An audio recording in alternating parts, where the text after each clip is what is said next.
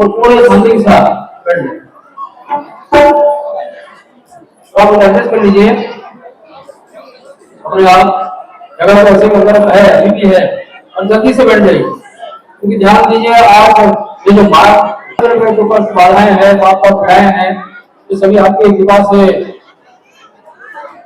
दूर हो और जीवन में स्वयं में जो प्रतिकूल है दूर हो हम अनुकूलता की प्राप्ति हो और दृष्टि से हम अनुकूल प्राप्ति हो और जीवन में हम श्री को प्राप्त हो सके श्रीमद भी कहा जाता है तो निश्चित रूप से ये आपके जीवन में विघन है प्रार्थना है कि हमें जीवन में श्री को प्राप्त करना है वो उसे प्राप्त करना है और साल में आपके जीवन में हमेशा हमारा श्रद्धा विश्वास स्वापन का भाव निष्ठा का भाव बने रहे ऐसा ही हम सबके ऊपर आशीर्वाद कीजिए यही प्रार्थना है यही निवेदन है और इस निवेदन के साथ 5 बार जगह के माध्यम से का पूजन करेंगे ये बहुत जगह के माध्यम से पूजन करना है बहुत से जगह करना है और पूजन समुदाय के लिए और पूजन समुदाय के लिए और पूजन समुदाय के लिए और पूजन समुदाय के लिए और पूजन समुदाय के लिए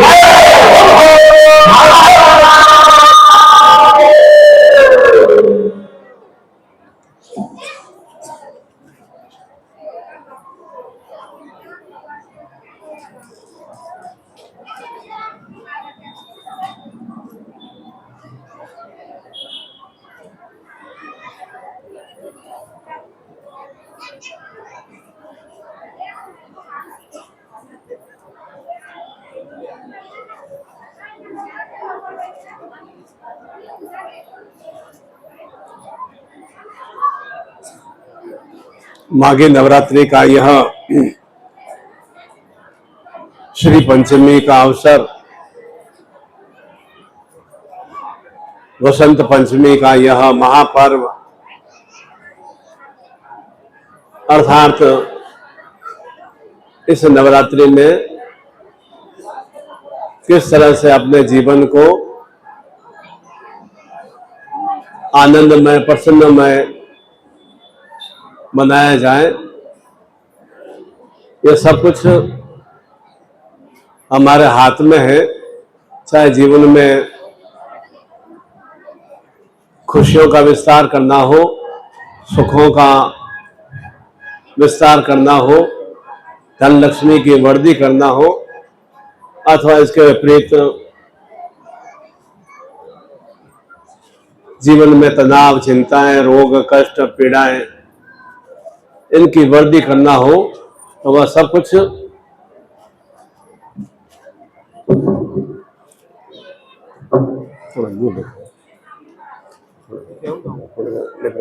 यही माघी नवरात्रि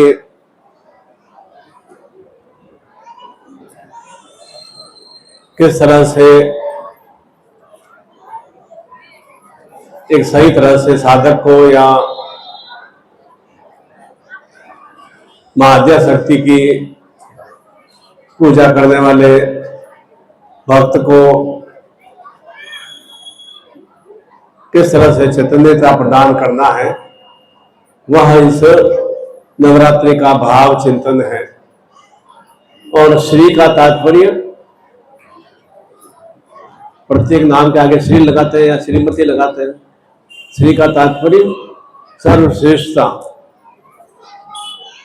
अर्थात सभी के सामूहिक रूप से मैं सर्वश्रेष्ठ हूँ, इसलिए मेरे नाम के आगे श्री लगा जाता है। और इसका दूसरा भावार्थ है, श्री का मतलब सिद्धता की प्राप्ति, श्री का मतलब लक्ष्यों की पूर्णता या लक्ष्मी की प्राप्ति, यह श्री का भाव चिंतन है। और यह पंचमी का पर्व है, अर्थात किस तरह से शरीर के जो भी कर्मेंद्रिया ज्ञानेन्द्रियां हैं, जो भी इंद्रियां हैं, उन्हें किस तरह से चैतन्य और जागृत किया जाए, कैसे हमारी आंखों की दृष्टि होनी चाहिए, कैसे हमारे भाव चिंतन होने चाहिए, कैसे हमारे सुनने की शक्ति होनी चाहिए, किस तरह से हमारा वाणी पर संयम होना चाहिए, किस तरह से हमें निरंतर श्रेष्ठ कर्म करना चाहिए जिससे कि सुस्थितियों की प्राप्ति हो सके, श्री की प्राप्ति हो सके। वह पंचमी का तात्पर्य अर्थात पंच शक्तियों से युक्त होना। ऐसा नहीं कि आंखों से मैं अनगल चीजें देखता रहूं और वाणी पे मेरा संयम ही नहीं रहे। कहते हैं ना कि एक बोली ही ऐसी एक क्रिया होती है कि अच्छे भाव से यदि मैं किसी को बोलता हूं तो मैं उसके दिल में उतर जाता हूं, अर्थात मन में उसकी जगह बना लेता हूं। और यही बुरे भाव से मैं बोलता हूं तो उससे दिल से उतर जाता हूं। इतना ही फर्क है। केवल बोलने में, अच्छे भाव चिंतन बोलने से हम आगे वाले को प्रसन्न कर सकते हैं, और कटु वचन बोलने से जीवा, वो दोनों क्रिया हमारी जीवा ही काम कर रही है, जीभ भी काम कर रही है। कटु वचन बोलने से हम उसकी एक तरह से शत्रु भाव से युक्त हो जाते हैं, अर्थात उसके हम दुश्मन बन जाते हैं। तो निरंतर निरंतर अपनी वाणी पर संयम होना चाहिए, और तो वाणी के साथ साथ आंखों में हमारे अच्छे भाव चित्त होना चाहिए, जिससे कि अच्छे विचारों की प्राप्ति होती है, और अच्छे विचारों के माध्यम से ही हम अच्छे सुकर्म कर पाते हैं, और सुकर्म करने से ही हमें सुस्थितियों की प्राप्ति होती है। यही भाव चिंतन इस श्री पंचमी का है, और अनुराधा और पुष्य नक्षत्र युक्त है, और विशेष रूप से यह वसंतों में पर्व है। अर्थात कल मैंने क्या बताया था कि ये माघी नवरात्रि जीवन को किस तरह से उल्लास में और आनंद में मनाने के ये 9 दिवस के पर्व है, और चैत्र नवरात्रि नव वर्ष को किस तरह से सुश्रेष्ठ में मनाया जाए। वह चैत्र नवरात्रि का भाव चिंतन है कि जो भी विक्रम संवत प्रारंभ होता है उसे, और आषाढ़ी नवरात्रि कि किस तरह से हम जो भी चतुर्मास होता है उस चतुर्मास में अपने जीवन को साधनात्मक रूप से किस तरह से ऊर्जा से युक्त हो सके। और ठीक उसी तरह से आश्विन नवरात्रि जो शक्ति के भाव चिंतन है कि जो भी 9 रूपों में 10 मावजस स्वरूपों में शक्तियों को कैसे आत्मसात करें। तो प्रत्येक नवरात्रि का, चाहे वह माघी नवरात्रि हो या चैत्र नवरात्रि या आषाढ़ी नवरात्रि, या विशेष रूप से वह जो दीपावली से 20 दिन पूर्व में नवरात्रि पर्व संपन्न होते हैं, और विजयदशमी का पर्व हम संपन्न करते हैं, ठीक उसी तरह से ऐसा ही वसंत पंचमी का पर्व है। इस वसंत पंचमी पर्व का अबूझ महत्व होता है। जैसे विजयदशमी पर्व पर या अक्षय तृतीया पर अबूझ महत्व होता है, विशेष हम नूतन कार्य वगैरह प्रारंभ करते हैं, ठीक उसी तरह से यह आज का ये जो पर्व है वसंत पंचमी का, वह विशेष रूप से अबूझ महत्व था। इसमें कोई भी विपरीत में समय नहीं है, कोई भी ऐसा राहु काल या वक्र काल या कोई दोष काल इसमें नहीं रहता है। ये वसंत पंचमी का एक विशेष महत्व है। इसलिए इस पंचमी पर्व को पीले वस्त्र धारण किए जाते हैं, पीले चावल ग्रहण किए जाते हैं, और माँ सरस्वती की यह अवतरण पर्व है, अभ्युदय पर्व है। भगवान सूर्य की पुत्री माता सरस्वती का यह अवतरण पर्व है, जन्मोत्सव पर्व है। तो इस जन्मोत्सव पर्व को हम किस तरह से ज्ञान बुद्धि प्रज्ञा से समृद्धि की प्राप्ति करें, अर्थात समृद्धि का तात्पर्य सभी स्वरूपों में सुश्रेष्ठता की प्राप्ति करना, ज्ञान के माध्यम से, बुद्धि के माध्यम से, प्रज्ञा के माध्यम से, तेजस्विता के माध्यम से निरंतर निरंतर हम ज्ञान का अर्जन करते रहते हैं तो अनंगल भाव चिंतन हमारे मिलगित होते हैं। जैसे हम अच्छा सुस्वादु भोजन ग्रहण करते हैं तो शरीर में वो पाचक योग लगता है, तो शरीर में ऊर्जा की प्राप्ति होती है। ठीक उसी तरह से निरंतर हम सुज्ञान को आत्मसात करते हैं, अच्छे संस्कारों को आत्मसात करते हैं तो जो अनगल क्रियाएं वे हमारी विलकित होती हैं। और यदि इसके विपरीत हम अनगल खान पान करते हैं तो शरीर के अंदर क्या होगा, रोग में स्थिति आ जाती है। ठीक उसी तरह से अनगल बातों को ही हम जीवन में उतारने की कोशिश करते हैं तो निरंतर निरंतर हमें जीवन में अनगल क्रियाओं की प्राप्ति होती है। अभी विशेष रूप से सांध्य बेला का समय है और यह विशेष रूप से अमृत काल का योग में स्थितियां हैं। और ऐसे ही अमृत काल में प्रयागराज इलाहाबाद में भी करोड़ों करोड़ों की संख्या में भक्त और साधक त्रिवेणी संगम में स्नान कर रहे हैं, जिससे कि उनका भी जीवन वसंतमय निर्मित हो सके। उसी के लिए विशेष रूप से कि जीवन में हमारी शुष्कता, रुग्णता, रोग कष्ट पीड़ाएं हमारी समाप्त हो, हाथ जोड़ लेंगे, एकदम कमर सीधे रखेंगे। जिस तरह से माता सरस्वती के हाथ में संगीत में वीणा है, पुस्तक है, माला है, अर्थात निरंतर निरंतर जीवन भी हमारा मधुर संगीत में निर्मित हो।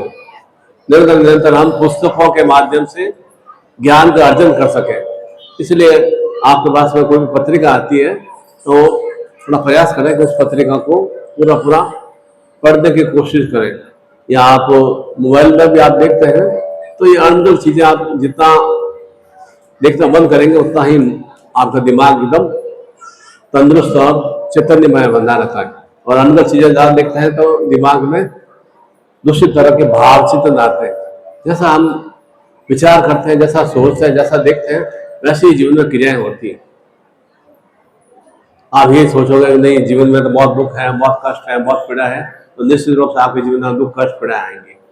और ये सोचोगे कि नहीं दुख कष्ट पीड़ा है तो निश्चित रूप से भगवान ने कुछ न कुछ मेरे में शक्ति प्रदान की है, उस शक्ति के माध्यम से मैं दुख कष्ट पीड़ाओं को समाप्त कर सकता हूँ। यह चिंतन करेंगे तो निश्चित रूप से दुख कष्ट पीड़ाएं भाग जाती है। बार बार मैं तो बहुत बीमार हूँ, बहुत बीमार हूँ, बहुत बीमार हूँ, रोग ज्यादा आते हैं। कोई बात नहीं, तो रोग कष्ट आए उम्र के अनुसार तो वो रोग कष्ट आते ही रहते हैं। कहते हैं ना कि जीवन क्या है, आइसक्रीम की तरह है, कुल्फी की तरह है।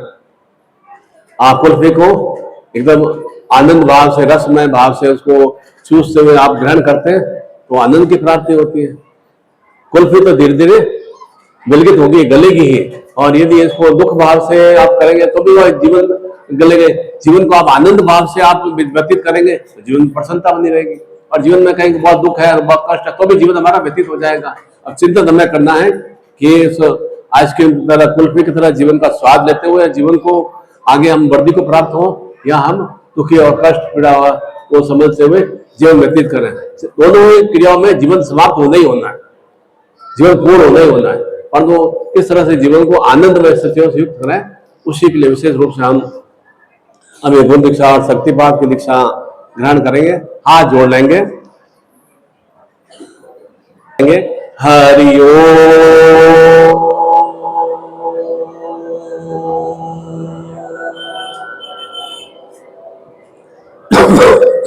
हरि ओम।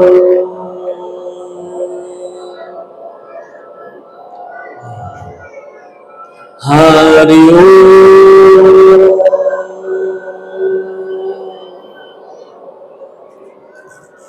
ओम लक्ष्मीनारायणाभ्यां नमः, सचिपंद्राभ्यां नमः, मातृ पितृ चरण कमलेभ्यो नमः, इष्ट देवताभ्यो नमः, ग्राम देवताभ्यो नमः, वास्तु देवताभ्यो नमः, सर्वेभ्यो देवेभ्यो नमः, सर्वेभ्यो ब्राह्मणेभ्यो नमः, ओम सिद्धि बुद्धि सहिता श्रीमद महागणाधिपत्ये नमः।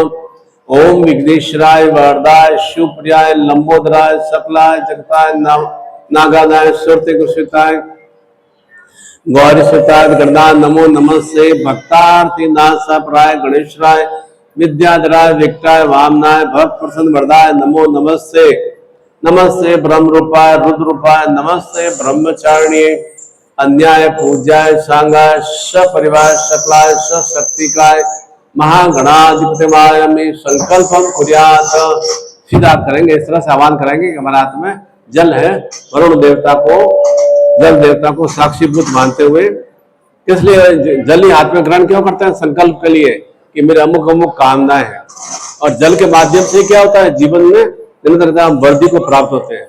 बिना जल के हमारा शरीर एकदम शुष्क सा बन जाएगा, मृत्यु से प्राप्त हो जाएंगे।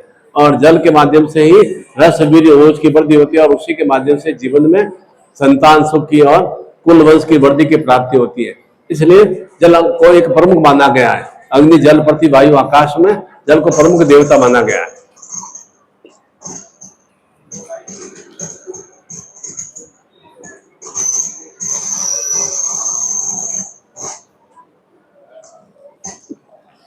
एक बाद स्टेट सीधा रखेंगे।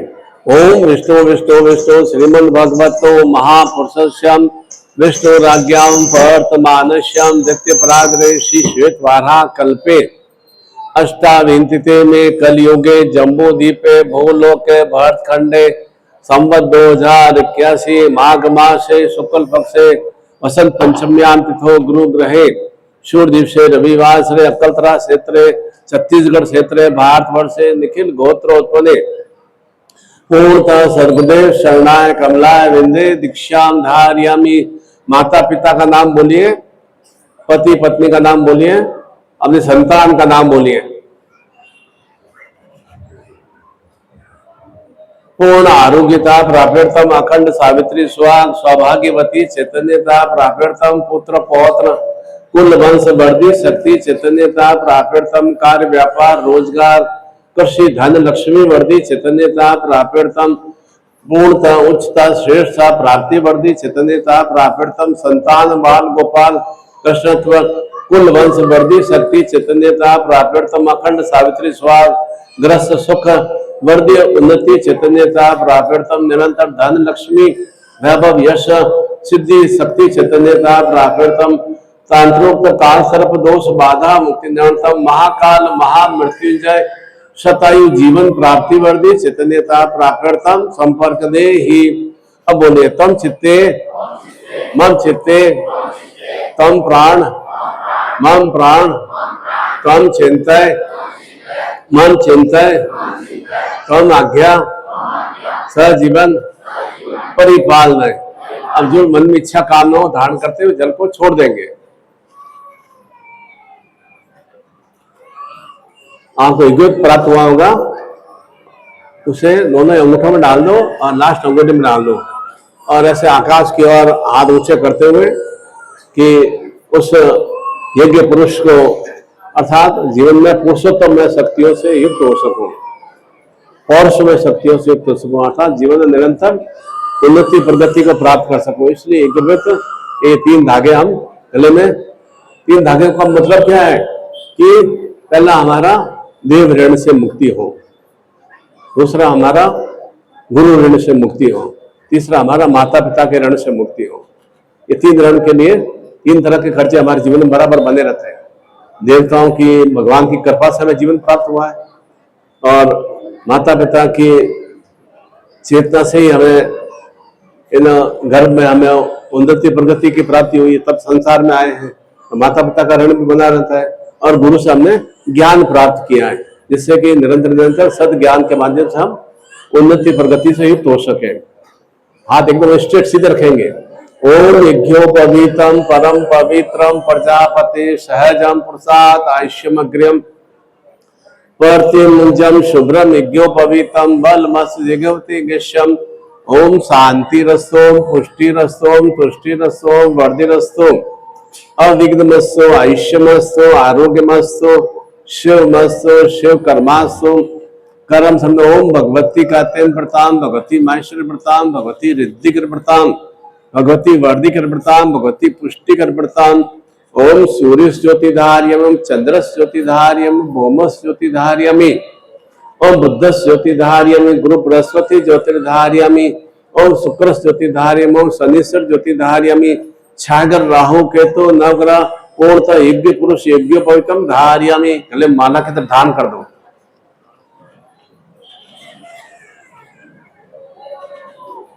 सीधा सीधा माला की तरह पहन लेना चाहिए। और जब ये पूजा में आ बैठे तो यज्ञ पवित्र आप गले में धारण केवल है, चाहे आरती दीपक करे या कोई भी आप गुरु मंत्र या कहीं भी मंदिर में भी जाए तो गले में एक तो अवश्य होना चाहिए। अंदर साइड में पहन लें, दोनों हाथ खोल देंगे। ओम सम्मुक्षते दंतस्य कपिलो गजकर्णक लंबोदरसं विष्णु विघ्नासो विनायकम धूम्रकेतु गणाध्यक्षो भालचंद्र गजानम द्वादशनामानि पठे शुणादपि विद्यारम्भे वाच प्रवेशे निर्गमे अथा संग्रामे संकटे चे विघ्नतस्य न जायते शुक्लांबरम पूर्णं सुरासुरे सर्वविघ्न हरतस्मै गणाधिपत्ये नमः। सर्वमंगल मांगल्ये शिवे सर्वार्थ साधिके शरणे त्र्यंबके गौरी नारायणे नमोस्तुते। सर्वदां सर्व कार्येषु नास्ति तेषां मंगलम येषां हृदयस्थो भगवान मंगलाय तनम हरि। तदे लग्न से तारा बलम चंद्र बलम विद्या बलम देव लक्ष्मी स्वामी लाभ से शाम जय से शाम कुत से शाम पराज्यम ये शाम निंदीवर श्याम रोगेश्वर मूर्ति धुरा नितिर्मतिम अनन्या समाजना परिपासे तेषां नित्याना भुक्ताना इक्षोभाम्यम स्मृते सकल कल्याणम बाजम यत्र जायते पुरुषम तमंजम नित्य वजणे हरिम सर्वेश्राम कार्येषु त्रस्त्रे मुनेश्राम देवानदि संतूनम सिद्धिम वक्रतुंड महाकाय कोटि सूर्य निर्विघ्नम कुर्देव सरकार शरदाम।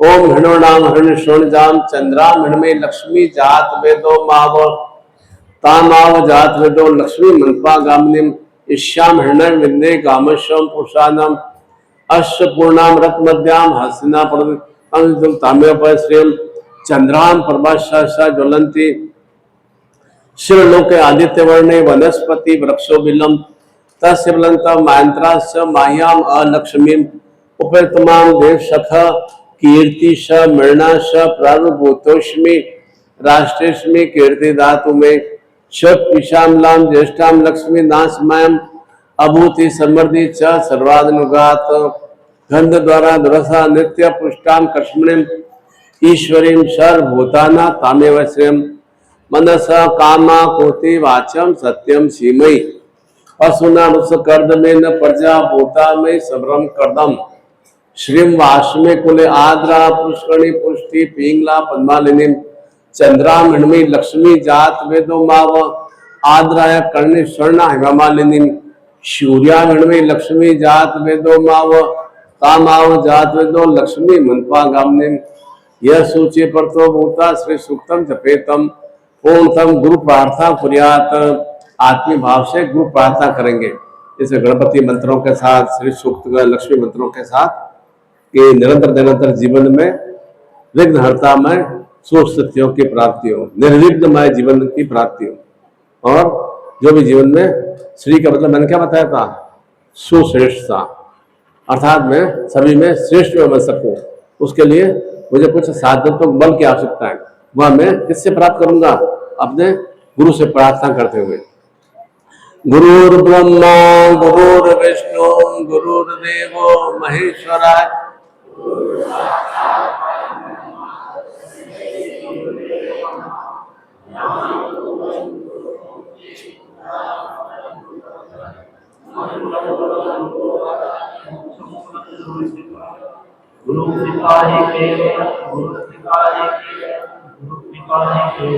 तमेव माता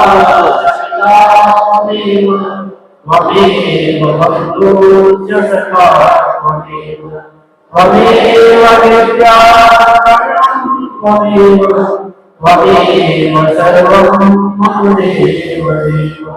बोले ओम परम तत्वाय नारायणाय गुरुभ्यो नमः। ओम परम तत्वाय नारायणाय गुरुभ्यो नमः। ओम परम तत्वाय नारायणाय गुरुभ्यो नमः। ओम परम तत्वाय नारायणाय गुरुभ्यो नमः। ओम ह्रीं मम प्राण देह रोम प्रतिरोम चैतन्य जागृय ह्रीं ओम नमः। ओम ह्रीं मम प्राण देह रोम प्रतिरोम चैतन्य जागृय ह्रीं ओम नमः। ओम भूर्भुवः स्वः तत्सवितुर्वरेण्यं भर्गो देवस्य धीमहि धियो यो नः प्रचोदयात्। ओम श्रीं श्रीं सर्व सुख सौभाग्य आगम नमः। ओम श्रीं श्रीं सर्व सुख सौभाग्य आगम नमः। ओम श्रीं श्रीं सर्व सुख सौभाग्य आगम नमः।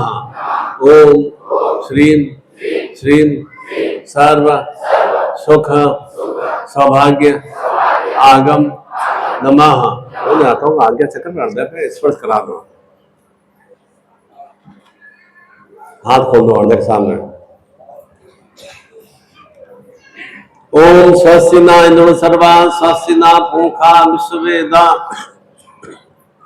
स्वस्ति दक्षिणेमि स्वस्ति नो बृहस्पतिर्धातु तद्स्वा मरुत प्रसन्न मातरम शुभम यावानो विथेषु जगमय अग्नि जिह्वा मनव सूचक्षो विश्वे नो देवावसागमनीय भरत कर्णे शृण्याम देव हितम विदायुं शतमिन्दु शर्दोयन्ति देवां यत्राम न चक्राम जरसम पुत्रा सुयत्र पितरो भवन्ति मानुमद्या ऋता गन्तो अदिति धोर्दिन्तिरन्तिक्ष माता सपिता सपुत्र विश्वे देवा अदिति पंच जना अदिति जातम अदिति नित्यम ध्यो मम शिष्य ग्रह सर्व सुख सौभाग्यता प्राप्यर्थम आरोग्यता प्राप्यर्थम अखंड सावित्री सुहाग ग्रस्त सुख वर्धी उन्नति चैतन्यता प्राप्यर्थम पति सतायु जीवन प्राप्ति वर्धी चैतन्यता प्राप्यर्थम कार्य व्यापार रोजगार धन लक्ष्मी वर्धी चैतन्यता प्राप्यर्थम पुत्र पौत्र कुल वंश वर्धी शक्ति चैतन्यता प्राप्यर्थम सर्व महाकाल महामृत्युंजय चैतन्यता प्राप्यर्थम संपर्क दे ही उन हाथों को पुनः आशीर्वचनों को आज्ञा चक्र पे हृदय पे स्पर्श करा दो। क्यों आरती के बाद में हम आरती लगने के बाद आज्ञा चक्र में अर्थात मेरे नेत्र हमेशा चैतन्य और जागृत रहे, हृदय हमेशा निरंतर निरंतर क्रियाशील रहे। प्रसाद भी ग्रहण करते हैं, आचमनी भी ग्रहण करते हैं, तो कैसे हम उसको आचमनी को ग्रहण करने के बाद में उसको आज्ञा चक्र पे और हृदय पे स्पर्श करते हैं कि मैंने एक अमृत स्वरूप में भगवान का प्रसाद ग्रहण किया है। क्या प्रार्थना करते हो आप? तमेव माता च पिता तमेव बंधु। अर्थात किसको? भगवान को कह रहे हैं, अपने गुरु को, जो हमें ज्ञान प्रदान कर रहा है, जो हमें चेतना प्रदान करता है, जो हमें शक्ति प्रदान करता है कि आप ही मेरे माँ हो, आप ही मेरे पिता हो, आप ही मेरे बंधु हो, आप ही मेरे भाई हो, आप ही मेरे मित्र हो। अर्थात भगवान को या गुरु को क्या माना गया है? हर स्वरूप में वह मेरा एक निरंतर निरंतर सहयोगी बना रहे। वह भाव चिंतन से हम अपने इष्ट की, अपने गुरु की पूजा अर्चना करते हैं तो निश्चित रूप से हमें उसका सुफल की प्राप्ति होती है। पत्नी को नहीं कहा जाता है कि तो आप ही मेरी माँ, आप ही मेरे पिता हो, या बहन को नहीं कहा जाता है, या माँ को नहीं कहा जाता है। तो उसको तो एक सीमित दर्जा दिया जाता है कि तुम मेरी माँ हो बस, या मैं आपका पुत्र हूँ या पुत्री हूँ, बस एक सीमित दर्जा है। परंतु गुरु को माँ के रूप में भी कैसे वो वात्सल्य प्रेम हमें प्रदान करता है, और पिता के रूप में कैसे स्नेह प्रदान करता है, कैसे हमारा संरक्षण प्रदान करता है, किस तरह से हमारे मित्र के रूप में हमारे निरंतर सहयोग प्रदान करता है। इस भाव चिंतन से हम उसकी अभ्यर्थ आराधना करते हैं, जिससे कि निरंतर हमें जीवन में गुरु के माध्यम से सुचेतनाओं की प्राप्ति हो सके। इसलिए कहा जाता है कि श्री की प्राप्ति करना है तो अर्थात जीवन में निरंतर समृद्धि की प्राप्ति करना है। अर्थात नाम लिखने से कुछ नहीं होगा, सिर्फ फूल से लिखने से कोई फूल की तरह नहीं हो जाएंगे, सिर्फ पुष्पेंद्र लिखने से कोई पुष्प की तरह नहीं हो जाएंगे। भगवान का नाम के, देवी देवता के नाम के अनुसार हमारे सनातन धर्म में बच्चों के संतान नाम रखे जाते हैं। लक्ष्मी नाम हो गया, सरस्वती हो गया या वीणा हो गया, तो ये सब इसी तरह से पूजा हो गया, अर्चना हो गया या देव हो गया, जैसे भी नाम रखे सब। रावण नाम नहीं रखता है किसी का, कुंभकर्ण नाम नहीं रखा जाता है, या कोई भी मेघनाथ नाम नहीं रखते हैं किसी का, कंस नाम नहीं रखा जाता है, असुर का नाम नहीं रखते हैं हम देवी देवता, जिससे कि बार बार उस नाम को उच्चारण से हमारे भीतर में भी देवत्व शक्तियों का भाव चिंतन हो। क्यों आप अपने संतान का नाम निखिल में रखते हैं, नारायण में रखते हैं, क्यों रखते हैं? कि बार बार मैं अपने पुत्र के माध्यम से उस अपने गुरु का नाम का स्मरण कर सकूं, जिससे कि मुझे श्री की प्राप्ति हो। तो बार बार जितना हम गुरु मंत्र या चेता मंत्र, गायत्री मंत्र करते हैं, बार बार नित्य पूजा अर्चना करते हैं, तो उससे हमें श्री की प्राप्ति होती है। और अंदर क्रियाओं में तो हम आपका समय व्यय करते जा रहे हैं। मैंने क्या बताया, बार बार मैं क्यों कह रहा हूँ, जीवन कैसा है, कुल्फी की तरह है। खाओगे तो भी कुल्फी तो धीरे धीरे पिघल जाएगी, नहीं खाओगे तो भी कुल्फी पिघल जाएगी। ऐसा नहीं, कुल्फी को नहीं खाना है, तो कुल्फी पिघले की जरूरत है ना। तो जीवन को किस तरह से रस में, आनंद में बनाना है वो हमारे हाथ में, और किस तरह ऐसे वेस्टेज करना है वो हमारे हाथ में। इसलिए मूर्खतापूर्ण क्रिया हम नहीं करके हम जीवन को किस तरह सदुपयोग में बनाए, ज्ञान शक्ति से युक्त हो। ज्ञान उनका बहुत आवश्यक है। ये बच्चे हमारे कुसंस्कार कमी क्यों हो रहे हैं? ज्ञान की कमी है, उनको शिक्षा की कमी है, और साथ साथ में परिवार का वातावरण अच्छा नहीं है। इस कारण से वे कुसंस्कार कमी हो रहे हैं। प्रारंभ में एक जड़ कहां पर है? माता पिता के द्वारा ही संस्कार हमें प्रदान नहीं प्राप्त होते हैं, क्योंकि वे संस्कारों से युक्त नहीं होते माता पिता। घर में आचरण शुद्ध आचरण नहीं होता है, अनगल खान पान होता है, नॉन वेज या मद्यपान का भक्षण ज्यादा होता है। तो उसके कारण से क्या होगा, एक तामसिक भाव चिंता आता है। संतान भी कैसी होंगे? उसी तरह से होंगे। क्यों यहाँ रोजगार का भाव क्यों है, नौकरी का भाव क्यों है? अच्छी शिक्षा नहीं प्राप्त कर पा रहे। क्यों नहीं प्राप्त कर रहे? क्योंकि हम बच्चों में लगन वाली भावना चिंतन नहीं है, ज्ञान को प्राप्त करने का चिंतन भाव नहीं है। क्यों नहीं भाव चिंतन है? कि पिता माँ के द्वारा उन्हें संस्कार प्रदान नहीं किए जा रहे। बच्चों की गलती नहीं है, माता पिता के द्वारा अच्छे संस्कार प्रदान नहीं किए जा रहे। इसलिए बार बार कहते हैं कि अच्छे संस्कारों से ही जीवन हमारा पुरुषोत्तम में शक्तियों से युक्त होता है, और कुसंस्कारों से असुर में शक्तियों से युक्त होता है। इसलिए हम जो मूर्खतापूर्ण क्रिया करते रहते हैं, अनगल खान पान कर रहे हैं, मांस का मदिरा का भक्षण कर रहे हैं, ज्यादा तमो खा रहे हैं, तो उससे क्या है, शरीर को तो समाप्त होना ही होना है, परंतु क्यों शरीर को इस तरह से अनगल क्रिया से हम समाप्त करें। इसलिए यहाँ छत्तीसगढ़ में, उड़ीसा में अल्पायु के व्यक्ति क्यों होते हैं? कम उम्र में ही क्यों बहन बेटियों को इतना तकलीफ और बाधाएं सहन करनी पड़ती है? क्योंकि वे अनगल खान पान के कारण से, अनगल मद्यपान के कारण से, अनगल संयमशीलता उनमें नहीं है। उनको ये चिंतन नहीं है कि मेरे पत्नी का क्या होगा, मेरे बच्चों का भविष्य क्या होगा, वह चिंतन भाव नहीं है। इसी कारण से बच्चों के यहाँ रोजगार की कमी, रोजगार अभाव नहीं है, सरकार बहुत रोजगार के अवसर बहुत प्रदान कर रही है, परंतु हम शिक्षा का अभाव है ज्यादा है। शिक्षा हम बच्चों को प्रदान नहीं कराते हैं, बहन बेटियों को शिक्षा प्रदान नहीं कराते हैं। इसी कारण से उनका जीवन बहुत ही कष्टपूर्ण सा, दरिद्र सा बना रहता है। शिक्षा होगी भाई, समय पर बच्चों में शादी करेंगे तो निश्चित रूप से एक चिंतित भाव होना चाहिए बच्चों में भी कि मुझे 25 वर्ष तक क्या है, बाल ब्रह्मचारी आश्रम में, तो अर्थात मुझे 25 वर्ष तक अच्छी शिक्षा को प्राप्त करना है। उसके बाद मैं जो गृहस्थ जीवन में प्रवेश करना है। 25 वर्ष तक की आयु से पहले अगर बच्चा हमारा अनगल क्रिया में भटक जाता है, तो मान के चलो कि फिर उसका जीवन आगे 50 साल उसके बिल्कुल नारकी में बन जाते हैं। 25 वर्ष तक ये बच्चा समझ जाता है, नहीं मुझे तो अपना वो जीवन में उच्चताओं को, श्रेष्ठताओं को, लक्ष्य को प्राप्त करना है, एक लगन को प्राप्त करते हुए 25 वर्ष तक वो कठोर, चाहे लड़का हो चाहे लड़की है, तो निश्चित रूप से आगे 50 वर्ष और उसके 5-7 पीढ़ियां आगे बहुत अच्छे सुश्रेष्ठ में बन जाती है। और नहीं तो अगर 25 वर्ष तक में वो अनगल एक लफंगेबाजी में या इधर उधर घूमने फिरने में, बीड़ी सिगरेट तंबाकू में, या अनगल खान पान में, या अनगल कोई भी उल्टी पुल्टी क्रियाओं में लग जाता है, तो आगे के 50 साल उसके ऐसे व्यस्त जाते हैं और आने वाली 5 पीढ़ियों में उसके नारकी में जीवन बन जाती है। संतान तो उत्पन्न हो जाती है, नारकी में जीवन प्राप्त हो जाता है। इसलिए हम ज्यादातर समय अपना मूर्खतापूर्ण में व्यय करते हैं। ऐसा ही एक बार अकबर बादशाह ने कहा बीरबल से कि राज्य में से 4 मूर्ख को ढूंढ के लाओ, मूर्खों को ढूंढ के लाओ। बीरबल ने सोचा कि मैं इतना बड़ा इन यहाँ का इन मतलब राज दरबार का सलाहकार हूँ और एक अकबर बादशाह ने क्या मेरे को इन आज्ञा प्रदान की है कि वो 4 मूर्खों को ढूंढ के लाओ। अकबर बादशाह सठिया गए कि मूर्ख पागल हो गए, क्या हो गया, परंतु इन राजा की आज्ञा है, राजा की आज्ञा का पालन तो करना ही पड़ता है। गया वो बीरबल शहर के अंदर, तो एक जगह मार्केट में बाजार में गया तो वहां एक आदमी मिठाई बांट रहा था। तो पूछा मिठाई क्यों बांट रहे हो? कि आज मेरी पत्नी की शादी है और मुझे शादी में बुलाया है। तो बीरबल ने कहा कि इससे ज्यादा मूर्ख क्या हो सकता है, वो खुद ही कह रहा है कि मेरी पत्नी की शादी है और शादी में मुझे बुलाया है। बीरबल ने कहा कि तुम्हें अकबर बादशाह ने याद किया है ना, तुम्हें बहुत अच्छा सुज्ञान है, तुम्हें कल अकबर बादशाह के दरबार में चलना है। वो बहुत खुश हुआ कि वो राज दरबार में मुझे बुलाया गया है। थोड़ा और आगे गया, तो एक व्यक्ति घोड़े के ऊपर बैठा था और काफी धान का करीब 50 किलो का मोजा था, वो सर के ऊपर लगाया हुआ था। घोड़े पर बैठा था, 50 किलो धान का बोरा सर के ऊपर।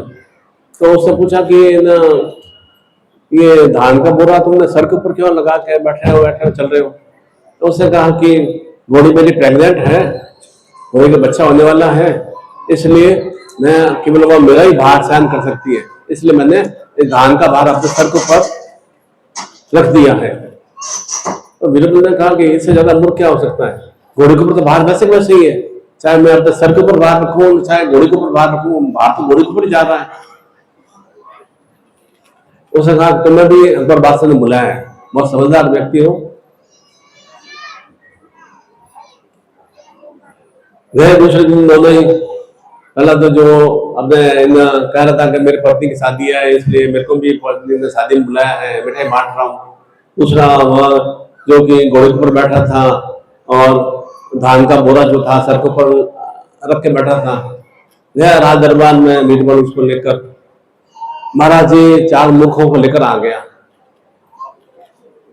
बादशाह का ये तो 2 ही दिखाई दे रहे हैं, क्या क्या मूर्खता है इनमें, बताइए वो क्या मूर्खता है। कि एक तो कह रहा था कि मेरी पत्नी की शादी है और इसलिए मैं मिठाई बांट रहा हूँ और मुझे भी आज निमंत्रण मिला है। दूसरा ये मूर्ख कह रहा था कि मेरी घोड़ी प्रेग्नेंट है इसलिए जो धान का बोरा है मैंने सर के ऊपर लगा के रखा है। अकबर बादशाह भी थोड़ा बहुत ही एकदम सही से प्रसन्न, कैसे कैसे मूर्ख मेरे भी राज्य में है। तीसरा मूर्ख कौन है? तीसरा मूर्ख आप है। बीरबल ने कहा आप है कि आपको राजकार्य के अलावा कोई और सूझा ही नहीं, आपने मेरे को आदेश दिया कि मतलब मूर्खों को ढूंढ के लाओ। चौथा मूर्ख कौन है? मैं खुद मूर्ख हूँ, आपकी मूर्खता कारण से मुझे ये राजकार्य को करना पड़ा। तो हम भी जीवन में क्या करते हैं? मूर्खतापूर्ण क्रिया ज्यादा करते हैं। उस मूर्खता के कारण से हमारा जीवन इतना कष्टप्रद सा बन जाता है। मूर्खता तो एक बार ही होती है, गलती तो एक बार ही होती है, परंतु तो उसका परिणाम हमें बहुत लंबे समय तक भोगना पड़ता है। इसलिए जीवन ऐसा मूर्खतापूर्ण जीवन व्यतीत करने के लिए नहीं मिला है कि आए और चले जाएंगे, मर जाएंगे, इसलिए जीवन में नहीं मिला है। किस तरह से जीवन को सुख में आनंद में बनाया जाए, क्या पता है, सब कुछ हमारे हाथ में है। रोग से ग्रस्त करना वो भी हमारे हाथ में, शरीर सब, मन और शरीर मेरे हाथ में सब, और एकदम बराबर एक्टिव रहना है, निरंतर कर्मशील रहना है, वो भी हमारे हाथ में। अनगल खान पान करना है, वो भी मेरे हाथ में है। अनगल आज हलवा बनना है, खीर बनी है, अनगल कैसे ज्यादा खाना है वो मेरे हाथ में। और मुझे लगता है कि सुबह से भोजन करना है, कितना मेरे पाचन में वो भी मेरे हाथ में। किसी के फोर्स से कुछ नहीं होता है। कोई फोर्स कर रहा है तो इसका मतलब क्या हुआ कि आपकी बुद्धि उसके सामने वाले के हाथों में प्रशिक्षित है, इसलिए आपको कोई फोर्स कर रहा है। फोर्स के कारण से हम अनगल खान पान कर लेते हैं, अनगल क्रिया कर लेते हैं, नुकसान किसका होता है? नुकसान स्वयं का ही होता है। जिह्वा हमारी कंट्रोल में नहीं रह पाती है। इसलिए मैंने क्या बताया था, बोली के माध्यम से हम किसी के दिल में उतर सकते हैं, बोली के माध्यम से किसी के दिल से उतर सकते हैं। मैं और से का ही फर्क है। अच्छी बोली, मधुर बोली बोलेंगे तो मैं आपके दिल में उतर जाऊंगा। मैं आपको गाली गलौज करना शुरू करूँ, आप एकदम तैश में आ जाएंगे कि गुरु जी ऐसा क्या बकवास कर रहे हैं, तो आप एकदम नफरत से हो जाएंगे। आप बोली से ही किसी के जीवन में उतर सकते हैं, दिल में उतर सकते हैं, बोली से ही किसी के दिल से उतर सकते हैं। इसलिए हमेशा वाणी पर संयम रखना चाहिए, तभी हमें श्री की प्राप्ति होगी। एक तरफ आप अनगल बोल से चाल करते रहेंगे, अनगल खान पान करते रहेंगे और फिर कहोगे मुझे लक्ष्मी की प्राप्ति चाहिए, मुझे आरोग्यता की प्राप्ति चाहिए, नहीं प्राप्त हो पाएंगे। खान पान कितना कंट्रोल में है, आचार विचार कितना कंट्रोल में, कितना आपकी वाणी कंट्रोल में, कितना आपका कर्म भाव आपको कितना कंट्रोल में, नियंत्रण में, कितना आपका एक समय का शेड्यूल कितना आपके नियंत्रण में। चिंतन तो करें कि मैं 24 घंटे का मेरे समय का शेड्यूल कितना मैं कंट्रोल में कर रहा हूँ, कितना मेरे नियंत्रण में है। समय का नियंत्रण में नहीं है, खान पान का कोई टाइम नहीं है, सोने का कोई टाइम नहीं है, काम करने का कोई समय नहीं है, आलस्य प्रमाद से हम भरे हुए पड़े रहते हैं, निंद्रा में हम भरे हुए पड़े रहते हैं और बस बैठे बैठे सब कुछ हमें प्राप्त हो जाए। बैठे बैठे कुछ भी प्राप्त नहीं होता, बैठे बैठे तो केवल मृत्यु प्राप्त होती है। आप कुछ नहीं करोगे तो मृत्यु तो आनी आनी है, परंतु मृत्यु ऐसी आनी चाहिए कि मृत्युंजय युक्त बन सके, जो जीवन में आए तो किस तरह से दुख कष्ट पीड़ाओं पर हम विजय श्री को प्राप्त हो सके। इसलिए प्रत्येक नाम के आगे श्री लगाया जाता है। श्री का एक महत्व होना चाहिए कि मेरे नाम के आगे श्री कैलाश चंद्र क्यों लगाया था, कैलाश का महत्व क्या है। श्री अरुण मिश्रा लगाया था, अरुण का महत्व क्या है, वो अरुण का महत्व होना चाहिए। किस तरह से सुशील कुमार लगाया था, सुशील का महत्व क्या है, वह भाव चिंतन आपके नाम के आगे आपका श्री लगाया जाता है।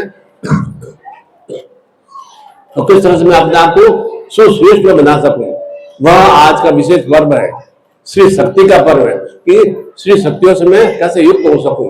उसे प्राप्त करने के लिए अभी हम शक्तिपात की दीक्षा, श्री शक्ति में क्या होना चाहिए, सर्वश्रेष्ठता, केवल लक्ष्मी नहीं, हर रूप में आरोग्यता की प्राप्ति हो, हर रूप में मुझे जीवन में युवा अवस्था मैं बना रहा हूँ, अर्थात निरंतर कर्मशील बना रहा हूँ। उम्र के हिसाब से बढ़ते रहेंगे और उम्र के अनुसार में भी निरंतर निरंतर कैसे सक्रिय और क्रियाशील रह सके, वह एक चंद्रभाव श्री की प्राप्ति का है। किस तरह से मैं लक्ष्यों को प्राप्त कर सकूं, अर्थात मेरे जीवन में कुछ हमें लक्ष्य बनाने चाहिए कि मुझे मेरे क्या आप पढ़ने का लक्ष्य है, मेरा किस तरह से मकान बनाने का लक्ष्य है, कैसे किस तरह से मुझे जीवन में उच्चता प्राप्ति का लक्ष्य है, वहाँ एक लक्ष्य होना चाहिए। उन लक्ष्यों को मैं कैसे प्राप्त कर सकूं, वह श्री का भाव चिंतन है। इसलिए यहाँ गुरु आश्रम में भी कहे कि लड़के हमारे सेवा में रहते हैं ना, तो अनेक अनेक, जैसे कि हमारे एक सिंधु महासमुद्र का है, तो 3 साल 4 साल सेवा में रहा। उसके खेती बाड़ी के अंदर पिता की मृत्यु होने के बाद लाखों रुपए का कर्जा हो गया, इलाज भी कराया, तो 2-3 साल में सेवा में रहा। उसके बाद में उसका सब कर्जे से उसको निवृत्ति की प्राप्ति हो गई। हमारे एक और भी हमारा एक सारथी है ज्ञानी रूप में, जो लोन में रहता है, तो पहले कच्चा मकान था, 2-3 साल सेवा में रहा, अब उसका पक्का मकान भी बन गया। किस तरह से, जैसे ये गुरु कार्य करने से, गुरु सेवा कार्य करने से तो श्री की प्राप्ति।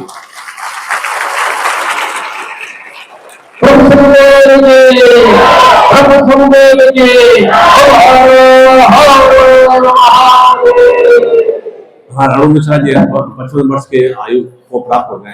दिखते हैं 55 वर्ष कैसे बराबर, कितना एकदम कर्मशीलता कर्मठता बनी हुई है, कैसे बोलने में एकदम कैसे तेजस्विता में रहता है, कैसे बराबर किस प्रत्येक साधक साधक को कैसे अच्छी तरह से कन्वेंस करते हैं, कितनी ऊर्जा और शक्ति कहाँ से आई हुआ, गुरु की चेतना के माध्यम से प्राप्त होती है। तो ये निश्चित रूप से गुरु को किसी भी रूप में अपने साधक शिष्य का ग्रहण या कर्जा रखता नहीं है, कि शिष्य साधक के ऊपर ही उनके बताया 3 तरह ग्रहण हमारे ऊपर निरंतर बने रहते हैं। मेरे ऊपर भी कर्जा है, किसका, अपने देवी देवताओं का, अपने कुल देवताओं का, जो भी आपके कुल देवता उसका कर्जा आपके ऊपर है, आपके माता पिता का कर्जा जो कि आप उनके गर्भ से आप उत्पन्न हुए, तीसरा आपको गुरु से जो ज्ञान मिला, 3 तरह के कर्जे हैं। तो 3 तरह के कर्जों को निकालने के लिए निरंतर निरंतर किस तरह से साधन को भावचित होना चाहिए। तो निश्चित रूप से हमारे देवत्व के प्रति, ईश्वर के प्रति एक आस्था का भाव होना चाहिए, एक समर्पण का भाव होना चाहिए कि सब कुछ मुझे प्राप्त हो रहा है, मेरे ईश्वर की कृपा से मुझे प्राप्त हो रहा है, अच्छी चीजें प्राप्त हो रही है, निश्चित रूप से मेरे कुछ पुण्य कार्य रहे, कुछ कष्ट पीड़ा आ रही है तो निश्चित रूप से मेरे अंदर कुछ पाप कर्म हुए होंगे, उन पाप कर्मों का मुझे निस्तारण करना है, तब हमें श्री की प्राप्ति होती है। मुझे मेरे माता पिता का मेरे ऊपर कर्जा है, मुझे जीवन तो प्रदान किया, अब मैं गरीब घर में हुआ या गांव के अंदर उत्पन्न हुआ है, छोटे से झोपड़ी में उत्पन्न हुआ, वह तो मेरे सौभाग्य की बात ही है, वह मेरे को दुर्भाग्य नहीं था। और माता पिता ने इतना कष्ट पीड़ा सहन करके मुझे संसार में लाए थे, उसका हमारे ऊपर कर्जा एक मानना चाहिए। और गुरु ने हमें ज्ञान चेतना प्रदान की कि किस तरह से सन्मार्ग पर चलते हुए कैसे हम सुश्रेष्ठताओं से युक्त हो सके। इसलिए अभी हम बहुत ही न्यूनतम राशि में श्री शक्ति प्राप्ति की, अर्थात श्री शक्ति से युक्त हो सकूं, तो शक्ति का भाव चिन्ह होना चाहिए। और शक्ति का भाव चिंतन 5 साल के बच्चे में भी हो और 55 साल के या 70 वर्ष के व्यक्ति में भी शक्ति का भाव होना चाहिए, तब वह निरंतर एक जीवन में सुवृद्धि से युक्त होता है। क्योंकि बार बार जीवन प्राप्त नहीं होता है, अगला जन्म कैसे होगा, पिछला जन्म कैसा था, हमें ज्ञान नहीं है, जन्म का समय भी हमें ज्ञान नहीं है। जन्म तो माता पिता ने जब भी उनको थोड़ा पीड़ा हुई और हम संसार में आ गए, तो ऐसा फिक्स नहीं है इसी समय हम, और मृत्यु का भी फिक्स नहीं है किस समय मृत्यु आएगी। और तो ये जन्म और मृत्यु के बीच में किस तरह से हम अपने जीवन को श्री शक्तियों से युक्त कर सके, वह एक जीवन भाव सिद्ध होना चाहिए कि हमारे जाने के बाद में हमारे संतान, हमारे परिवार वाले, हमारे कुलवंश वाले, हमारे गांव वाले भी एक स्मरण कर सके कि वास्तव में ये ऐसे भी सुश्रेष्ठ व्यक्तित्व हुए जो कि गुरु से चेतना प्राप्ति करके अपने जीवन को संवारने की क्रिया। आप अगर शक्तिपात दीक्षा से या गुरु चेतना से या गुरु दीक्षा से युक्त होते ना, तो निश्चित रूप से एक अपने संतान को भी एक सुसंस्कार प्रदान करते। धीरे आपके इन एक पीला वस्त्र धारण किया होता है, गुरु बनी होती है ना, तो स्वतः ही परिवार वालों में भी एक चेतना आती है। उसमें अंदर खान पान वाले भाषण है, गुरु चादर पहन के मद्यपान नहीं करोगे, गुरु चादर पहन के आप शौच के लिए नहीं जाओगे, गुरु चादर पहन के आप कहेंगे इधर कोई मृत कार्य नहीं जाओगे। उसमें कभी ये मेरा एक आवरण है, गुरु चादर, मैं अपने इष्ट से अपने गुरु से एक शक्तिपात दीक्षा लिया है, तो मुझे आगे भी जीवन में श्री की प्राप्ति हो। उसी श्री प्राप्ति के लिए आज इस विशेष वसंत पंचमी, अगर जीवन को योग भोग शक्तियों से युक्त करना है, वसंत में शक्तियों से युक्त करना है, भगवान श्री कृष्ण की तरह, क्योंकि 64 कला परिपूर्ण है। एक सामान्य से कहाँ उत्पन्न हुए और कहाँ उनका जीवन क्रिया चली, तो ऐसा कोई ऐसा नहीं, कोई सब कुछ सुख लेकर ही आए हो।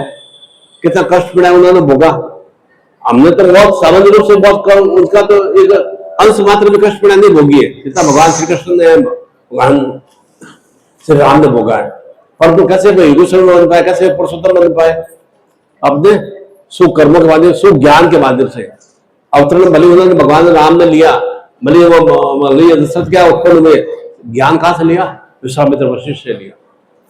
श्री कृष्ण उत्पन्न भले कहा जेल में उत्पन्न हुए, परंतु ज्ञान कहाँ से लिया, सांदीपन ऋषि से लिया।